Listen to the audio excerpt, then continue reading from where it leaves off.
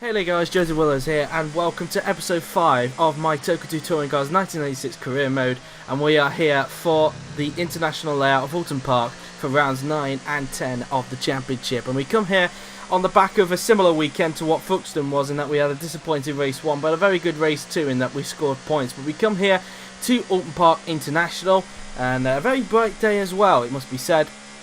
And it's obviously the first of 2 visits to Oulton Park. Obviously this one will be at the international layout, and obviously later on in the season we'll be going to the Foster's layout, as we just got around this right-hander there, making sure that we don't make any mistakes during the lap whatsoever. Again, thank you very much for the support so far on this series. I'm absolutely enjoying doing this series, and hopefully we can get better and better as the episodes go on and on. But something I found quite interesting about this Oulton Park layout international, you'll see down the bottom here as you come up towards this right-hander, for some reason we don't use the Knickerbook chicane. It is there, as you can just see, but for some reason on this game it doesn't use the Knickerbook chicane. Now I know because this game was based on 1998 that they mainly used the Foster's layout, they didn't go to any other layout. But unlike the PS1 version, which has 2 versions of Oulton Park, which are the Foster's and International, the PC version, which is the one I'm using, has 3 versions. Foster's, International and Island, and the Island version on this game does have the Knickerbook chicane, so I don't understand why the International's on. But oh whom, as we come down towards the final corner, we're going to come down the pit straight and we're going to finish our qualifying lap. So let's have a look at the grid for race 1 here at Oulton Park International. So let's have a look at the grid then for race 1 here at the international layout of Oulton Park for the first race of the day. And as you can see, we actually take pole position, surprisingly. We actually had enough pace to get pole position. I was absolutely shocked about that, did not expect it. It's John Bincliffe who starts in 2nd place, with John Clennon in 3rd. Owen McCauley starts in 4th, with Gary Ailes in 5th position. Rickard Rydell in 6th, and then it is David Leslie 7th. Alain Menu in the Renault is in 8th place, and then we move on to row 5 on the grid. Kelvin Burt is in 9th, with our teammate Paul Radicic rounding out the top 10, so both Fords are into the top 10. It's James Thompson in 11th, with Tim Harvey in the Peugeot 12th, and then it's Will Hoy, a disappointing 13th, with Patrick Watts in 14th position. And on the back row of the grid, it's James Kay and Frank Bieler in the Audi A4 Quattro. So there is the grid then for race 1 here at Oulton Park. So without further ado, let's get to the race.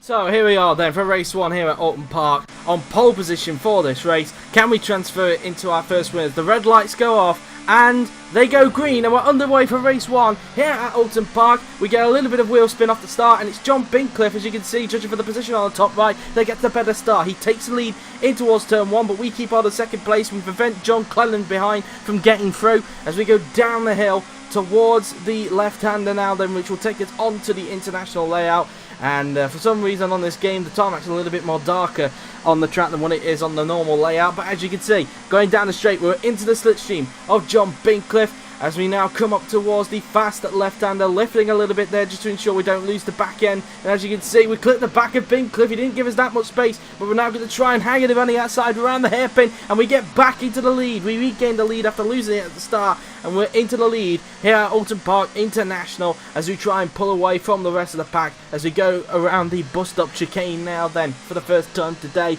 heading down the long straight towards the Knickerbook right-hander, not the chicane. And obviously with this right-hander, unlike Foster's where you can take it flat out, you have to really lift in towards this right-hander, because otherwise you are going to spin quite dramatically as we take that corner very nicely there, and with good speed as well, as we go up the hill now then towards the final 4 corners on the track. And as you can see, we've got a 2.90 second lead in front of John Bincliffe now then, so we're really pulling away. It does show maybe that this car, it's not down to luck, it appears. We do have some genuine pace around here at Oulton Park, but now we skip towards the beginning of lap 3. We've got a 5.02 lead in front of John Bincliffe, and as you can see, we are really up in the pace here as we just go in towards this straight now then towards this quick left-hander where David Leslie and Derek Warwick had their crash back in 1994, and obviously put them out for the rest of their, because their car was total. We go around the hairpin and we spin it. I was wondering when this was going to happen, because the corner is pretty much like, well, it is obviously a banking, and well, it's caught me out. Luckily, because we had a big enough lead in front of Owen McCauley now, who seems to have got past on John Bincliffe, we are still in the lead of this race as we just negotiate through the Nickelbuck chicane. So a little bit of a scare for us there, but we are still in the lead as a result. But now we skip towards the beginning of lap 4 now then, as he headed in towards turn 1. We've got a 3.38 cushion in front of Owen McCauley's Rouse Nissan,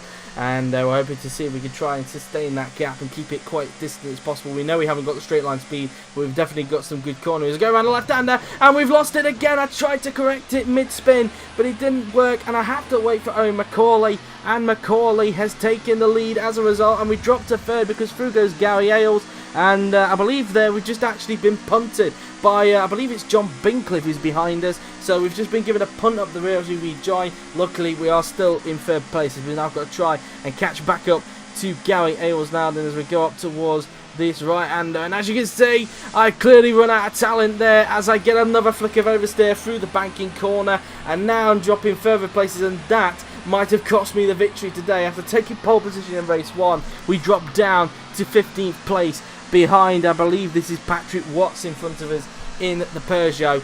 What a shame, after having our first pole position in the British Touring Car Championship, we're down to 15th, and now we're going to have to make one of our great recovery drives if we can now then, as we go down the straight, trying to get by on Patrick Watts again as we go up towards the Nickelbuck right-hander. And as you can see, we've definitely got more straight line speed than what the Peugeot has. We're able to cling on to his slipstream. We take that corner just as fast as what Watts did, maybe with a little bit of a twitch, so it could have been a lot more quicker, but still able to keep up with him now then. And even James Kay's on our rear bumper as well, because you can tell by the gap there. As we go around the right-hander, and he's taken us out. James Kay has gone for a dive bomb. And what on earth was the Honda driver thinking? He's just gone for a dive bomb down in towards this right-hander, and he spun us out, and it even looks like that Kay has also spun as well, and pretty much karma after taking me out essentially. But what on earth was James Kay thinking? I think we need to have a look at the replay, see what happened. Here we go then. So here's a replay then. So we're chasing down Patrick Watts. As you can see, we do have James Kay right up our bumper now then. We go up towards the 4th to last corner, and he just goes for a dive bomb. The AI seems to take that corner a little bit quicker than I do. I just don't have the confidence around that corner, and as a result, he just goes for a dive bomb, pretending I'm not there, and just punts me off the track. He luckily spins off as a result of the contact, but still, I'm down to last place, and yet again, I'm going to have to make another one of those comebacks again. So now we skip to the middle of lap 5 now then, as we catch back up to James Kay. One corner where the AI are quite weak is this corner here, look, the right-hander. They take this corner really, really cautiously, whereas we're able to brake and then get on the power in the middle of the corner, and as a result, we just sweep around the outside of James Kay there, and we're back up into 15th place as we now try and catch up to, I believe it's still Patrick Watts in front in the Peugeot, but still, I've got a bitter taste in my mouth after what James Kay just did to us there at the 4th to last corner. And, well, I don't think me and him are going to have some nice words after this race, that's for sure. But now, skipping to the beginning of lap 7 of the race, we're caught right up now to the back of Patrick Watts in the Peugeot now then, as we just negotiate through this left-hander. Now, look how much we've got. He's left enough space around the outside. We're going to take full advantage, and we move up into 14th place. Can we also get Beeler as well in the Audi? We do, up into 13th. Can we even get Harvey as well? We've got so much momentum out the corner, up towards the bus stop chicane, and we go up into 12th place. Some brilliant overtaking moves there. Clearly that right-hander is where I'm gaining all the time on the AI in terms of qualifying there, so hopefully I can take advantage of that during the entirety of the race now then, as well, that's clearly a corner that's definitely a favourite. But now we skip on to the beginning of lap 9 of the race, and as you can see, it is a 15 lap race around here. It was 16 in real life, but I can't quite reach it, so we're just 1 lap less than what the actual distance was. But now we're just going to swoop around the outside of James Thompson. We get up to 11th. We also swoop around Will Hoy and our teammate Paul Radicic, who we had quite a bit of a nightmare with in the previous weekend at Silverstone. But we get up into the points, and we're up into 9th place, and now we're right onto the back of Kelvin Burt's Volvo there, just giving him a little love tap there into the bus stop chicane, but nothing too serious as we now try and chase him down for 8th place, which is worth 3 points as a result now then. So now we skip to the beginning of lap 10. He's pulled a bit of a gap on us because that's where the strength of the Volvo really comes into play, and obviously we replaced Kelvin Burt at the Ford because Kelvin was at Ford last year in the British Touring Cars Championship, and now he's at Volvo. So we now approach towards the right hander. We do our same move again, our favourite corner. We get up into 8th place around the outside of Burt, and we even get David Leslie as well to get up into 7th place, and now we're right onto the back of Alain Menu's Renault now then, as we go in towards the bus stop chicane. I don't risk it because I thought he was going to try and turn into me, and I don't want to spin anymore during this race. now then due to my clumsiness. So anyway, now there's a good down the hill now then towards the right hander as we now skip to the beginning of lap 11 now then, and as you can see we're still in 7th trying to chase down Alamania there. We get a twitch going into turn 1, but we're able to correct it. Down the hill we go now then in towards this right hander, and we've been taken out again, this time by Kelvin Burt in the Volvo. Kelvin Burt has taken us out. That's the second person that's taken us out. Every time I try and stay out of trouble, somebody wants to intervene. First it was James K today, and now Kelvin Burt, and obviously in previous weekends we've had issues with Paul Radicic and even one of the Peugeots as well. I think it was Patrick Watts from what I understand. So it seems that people don't like us, but here's a replay, and as you can see, Burt trying to go for an unrealistic move there, and as a result just punts me off, and well, that was the end of that really as far as I'm concerned. And now we're down to, I believe we're down to either 12th or 13th place. I think we'll have a look in a bit. It's 12th, so I believe we're on the back of, I believe it's James Thompson, I believe, in the Vauxhall. I have to double check that as we come towards the end of the sector, because we are now at the beginning of lap 12 of the race, and as you see he's got a big gap in front, but because of this right hander, and it is James Thompson in the Vauxhall as you can see, going around the right hander, as you see we've gained so much time and even enough momentum. Can we try and get down the inside of Thompson perhaps in towards this bust up chicane down the inside, and we do so. Up into 11th place we go as we now try and chase down Will Hoy in the Renault now then, is attacking our teammate Paul Radicic, who's currently holding on to 2 championship points at this stage. So it could be possible for Ford to get a second consecutive double points finish, just like we did at race 2 at Silverstone last time out, as now we just go through the right hander. Up the hill we go now then towards the last 4 corners on the track now then, as we try and chase down onto that battle for the right hander. James Thompson goes for a dive bomb, but unlike James K, he pretty much causes his own incident and goes to spin at that corner. And well, that was a little bit clumsy from the teenager there, but he's still learning. It is only his second full-time year in the British Touring Car Championship, so you can't really blame him really.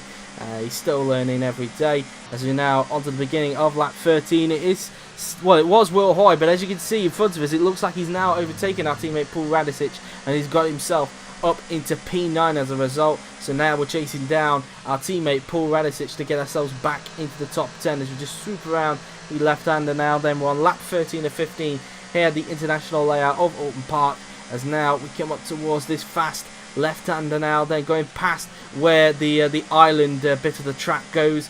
So now up towards the right-hander we go. We're going to try and do our similar move around the outside of Paul Radicic. Can we also get Will Hoy at the same time in the Renault? And we do so. Up into 9th place goes ourselves. So now we're holding on to 2 championship points, as now we're trying to find a way through on David Leslie's Honda Accord again, who looks like he's closing onto the back of Alan Menu. So it seems that since our spin, it looks like Menu's even lost a place, perhaps to, I believe, maybe even Kelvin Burt, I believe, because I don't think I've seen Burt ever since he spun us off. I believe Burt has actually got in front. No, in fact, that is the Volvo. It's not the Renault. I do apologise.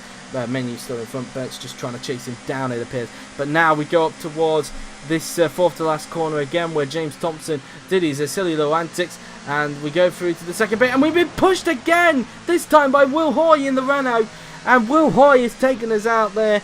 And, well, we're down to 11th. That's the 3rd time in this race that somebody has taken us out. And I'm getting a little bit frustrated now, because definitely high points out of the cars. It looks like it's going to be lower point, but as you can see, I'm slowing down this clip because this was in fast forward, and I tried so many times to get this bit because on the replay cameras it doesn't have a rewind feature, so I gave up really on trying to get it because I missed it twice, so I had to slow mo. But as you can see, he just goes for an unrealistic move just like the other two did, and just pretty much sends us into a half spin and drops us down into 11th behind our teammate Paul Radicic. And I believe now Radicic is going to try and take full advantage and try and close up onto Will Hoy if we can. But now onto the penultimate lap of the race, lap 14 now then, as we're trying to close up if we can on Paul Radicic, who's a little bit in front of us perhaps, and as they go up towards this hairpin, and it looks like in fact Will Hoy, in fact, because Radicic has even got by, so it's Will Hoy we're trying to chase down. Look how much we gained because of that hairpin. It's pretty much our favourite corner now. It's where we're gaining all the time on the AI. We're going to try and dive it down the inside of Will Hoy as a little bit of karma, and we do so. Up into 10th place we go. A little bit risky, but still karma because of him taking me out. And now we're trying to get alongside our teammate Paul Radicic up towards the right hander. Still not a lot of love lost in us because of what happened at Silverstone last time out. And as you can see, trying to find any opportunity I can just to get by on Paul Radicic now then, and even Will Hoy in the Renault is still keeping up with us as we go up towards this right-hander now then. As you can see, I'm going very defensive because I know the AI likes to take that corner a little bit quicker, and I don't want to be spun off at that corner again, but as a result, Radicic able to just get away from us as a result, and now we're going to dig deep and try and get him onto this final lap that we're about to start now. Then just going out the second to last corner, and around the final corner we go. This left-hander, I believe, is classed as a corner. So now, as we go down the pit straight now, then up towards turn 1, we're on the final lap of the race, lap 15 of 15. And as you can see, Will Hoy gets underneath us, and he pretty much does a similar thing to what James Thompson did a couple of laps ago, where he just went for an unrealistic move and pretty much caused his own accident. Will Hoy has gone for a spin, and well, karma really, after taking me out a little bit early on. You have to say it wasn't my fault, he just went for an unrealistic move down at turn 1. He went for the move, and it definitely didn't pay off for him. So that's that really. But now, seeing as he's out of the way, we're now trying to close down on our teammate Paul Radicic. As we just go around the right-hander now, then around the outside we go, we get a lot more traction. Will Hoy has actually stayed in 11th despite the spin, but we go around the outside of Radicic and we're up into P9 now then, so we're holding on to 2 championship points. We're going to try and see if we can gain onto David Leslie's Honda Accord, but I don't think we'll have enough time. He's just a little bit too far in front of it to even get him, and of course we don't have the straight line speed in this car compared to the Honda Accord. So now, as we just go around the right-hander, you see a lot of cones have been knocked off there at Knickerbrook, so seems like a lot of side-by-side action has been kicking off, or a lot of slipping and sliding have been going on, or people have been trying to half-spin somebody at that corner. But now, as we just go around the 4th to last corner now, then we go up towards the last 2 corners on the track now then, and it looks like we're not going to be able to get David Leslie. Leslie hasn't made a mistake, he was just too far in front of us. So as we just come around the second to last corner after taking pole position, we're only going to be finishing in 9th place after so many people have been taking us out, and I'm absolutely gutted. It's still points at the end of the day, still aiming to try and get points in both races, but still could have been a lot more. But there you have it then, guys. After all of that, here was the results of race 1 here at Oulton Park International, and as you can see, Owen McCauley takes the victory with Garrett Ailes in second, making it a Rouse Nissan 1-2. Then it was Ricardo Idell in third. John Bincliffe finishes an impressive 4th, pulling away from Ford a little bit more as a result, with John Clare in 5th. Alain Menu is in 6th. Kelvin Burt was 7th, with David Leslie in 8th position, only 6 tenths behind Burt in the end. And if we go on to the next page, we finished in 9th, 2 seconds in front of our teammate Paul Radicic, so another double points finish for Ford, the second consecutive double points finish for the Mondeos. Then it was Will Hoy in 11th, with Tim Harvey 12th, James Thompson was 13th, with Frank Beeler 14th, James Kay in 15th, and Patrick Watts finishing 16th and last in the end there then. As we look now to the Drivers' Championship, and as you can see, Ailes still at the top of the championship, but his lead has now been cut to just 13 points as Owen McCauley is right behind him thanks to his victory at Oulton Park. Ricardo Rydell is in 3rd, 1 point in front of Alain Menu, and he's also a further 1 point in front of John Cleland in 5th. David Leslie looking strong in 6th, with Will Hoy in 7th, and John Bincliffe also looking strong in 8th place, moving back up to 8th after Burt got him in the last race. And if we move on to the next page, Kelvin Burt drops down to 9th. We are still in 10th, 5 points clear of James Thompson and Paul Radicic, who are tied for 11th. Obviously, James Thompson being in front because he's had higher results than Radicic, who's in 12th. James Kay in 13th, Patrick Watts 14th, Tim Harvey 15th, and Frank Beeler still to get off the point scoring mark in 16th position. Moving on to the Teams Championship, and as you can see, Rouse Sport continue to increase their lead at the top of the championship. They're virtually unstoppable at this stage, as they are now 73 points clear of Williams Renault in 2nd, Volvo 850 Racing are in 3rd, with Vauxhall Sport in 4th, Honda Team MSD are 5th, Audi Sport UK are in 6th, Valvoline Team Mondeo with Renault, the team that we're part of, are still in 7th, 7 points behind Audi Sport UK, and Total Team Peugeot still in 8th on 3 points. And finally, onto the Manufacturers' Championship, and as you can see, Renault still lead it, but only by 2 points now ahead of Volvo, with Vauxhall in 3rd, Honda 4th, Audi 5th, Ford, the manufacturer we drive for, are in 6th, and Peugeot still in 7th. So there was race 1 then, here at Oulton Park International, a very exciting race. So now, let's move on then to race 2 of the day. So here we are then for the race 2 qualifying session here at Oulton Park International. And just a couple of things, just one thing I want to note really, guys, is you may have noticed on the grid, and I want to ask this question to you, because it only recently just crossed my mind when I came to recording this. are the grids becoming a little bit repetitive? Because obviously I restart the race and obviously I do the qualifying session, but throughout the last 3 weekends I've noticed that the grids for all the races have just been a little bit similar. So, which I find very odd, because I know that the first 2 weekends they were very different. So, I don't know if anybody else has noticed that. If that is the case, then I'm going to have to figure something out about that. I'll see what it's like at Snetterton, but yeah, we'll see anyway. Obviously, we determine the grid in some different way because we qualify in a certain place, but everybody else seems to be the same in a way.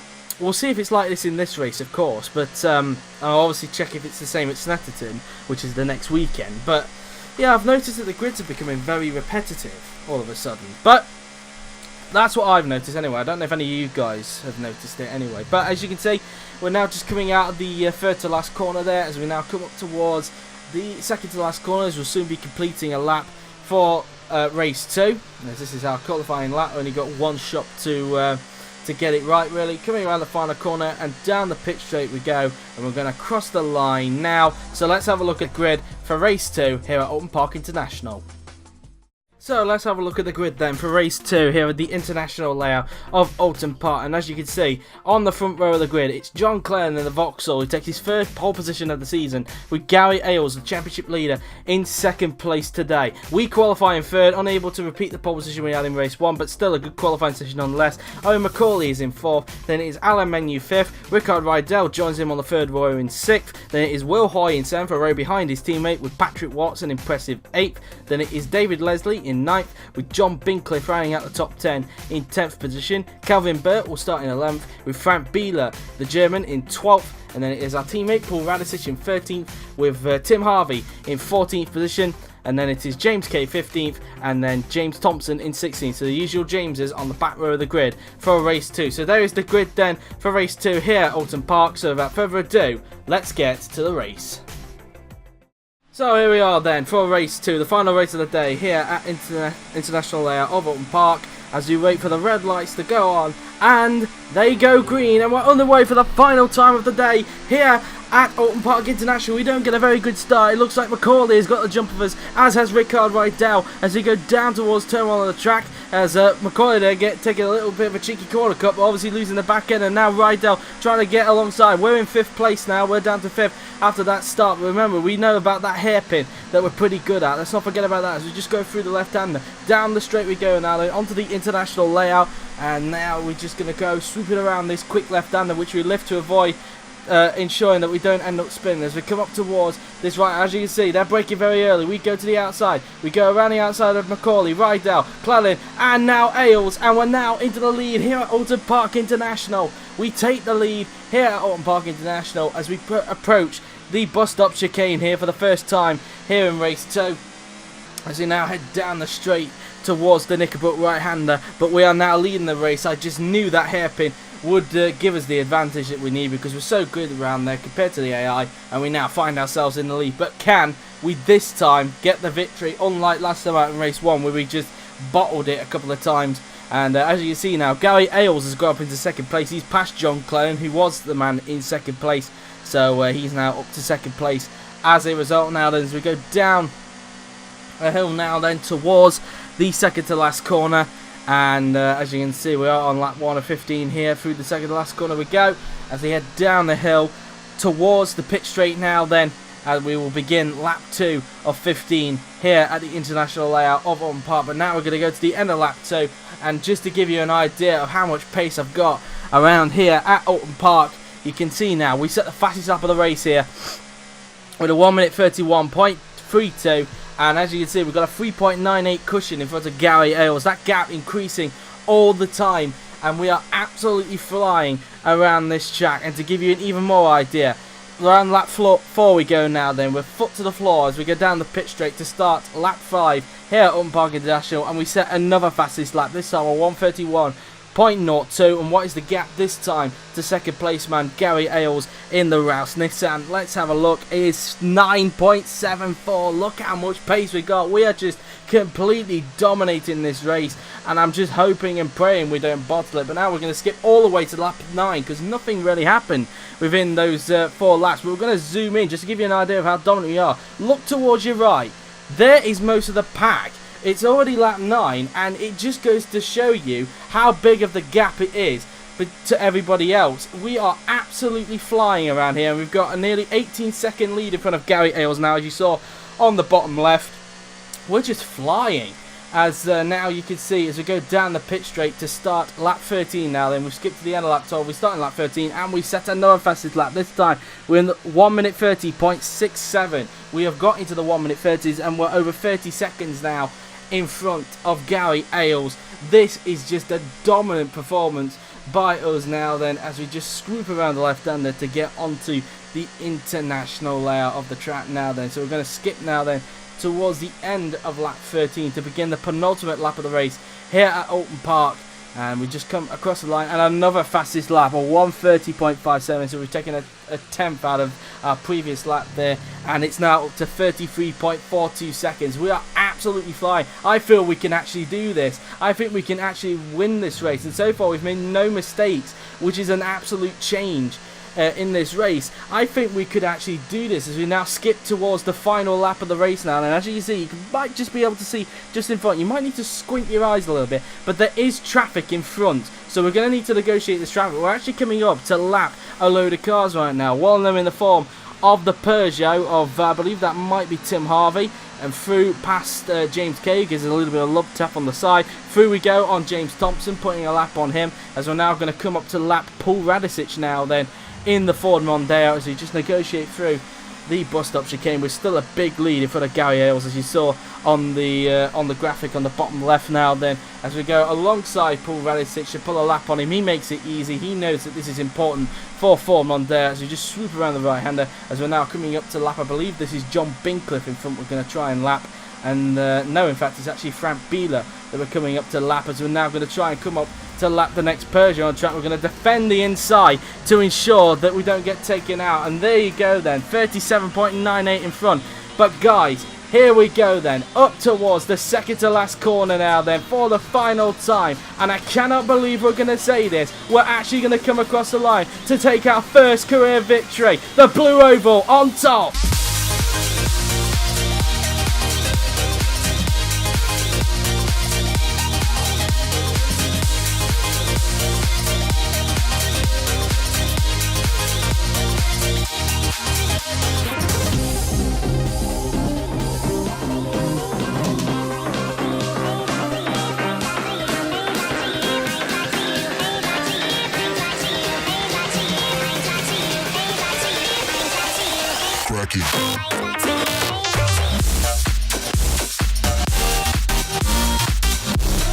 Unbelievable, guys. I never thought we would actually win a race here at Oulton Park International, or even a toll during the season, but we have.